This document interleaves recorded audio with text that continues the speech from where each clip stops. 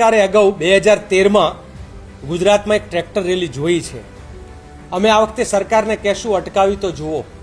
ખેડૂતના દીકરા દીકરીઓને, પશુપાલકના દીકરા દીકરીઓને કે જેના ઉપર દરેકનું ઘર ચાલે છે, એક વખત એ જ્યારે આક્રોશમાં હોય ત્યારે સરકારમાં આ વખતે તાકાત હોય તો અટકાવવાની કોશિશ કરે. અમે મંજૂરી મેળવશું.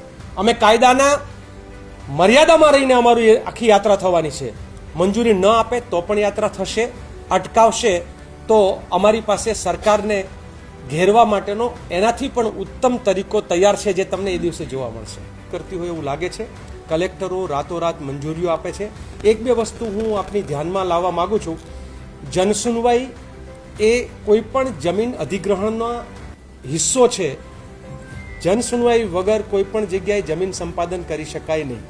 80% ખેડૂતો જ્યાં સુધી કન્સેન્ટ ના આપે ત્યાં સુધી કોઈ ગામમાં પ્રાઇવેટ કંપનીઓના થાંભલા કે કોઈ પણ પ્રકારનું સંપાદન થઈ શકે નહીં. જે પોલીસે, જે ડિપાર્ટમેન્ટે ખેડૂતોના, પશુપાલકોના હકનું રક્ષણ કરવું જોઈએ, એ પોતે જાણે કંપનીઓના દલાલ હોય તેમ ખેડૂતોનું, પશુપાલકોનું શોષણ કરે છે, જબરજસ્તી કરે છે, લોકોને મરવા સુધી મજબૂર કરે છે. કે ગુજરાતમાં આ સરકાર હવે કદાચ બહેરી આંધળી બની છે.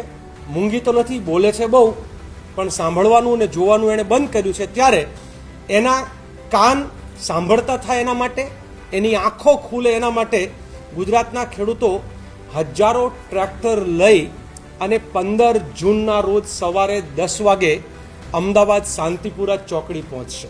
અને આ ચેતવણી સરકારને એ રીતે ટ્રેક્ટરના રેલી સ્વરૂપે આપશે કે આ અમારી ઝલક છે, અને નહીં માનો તો એના પછીનો જે તબક્કો હશે એ આનાથી પણ વધારે આક્રમક હશે.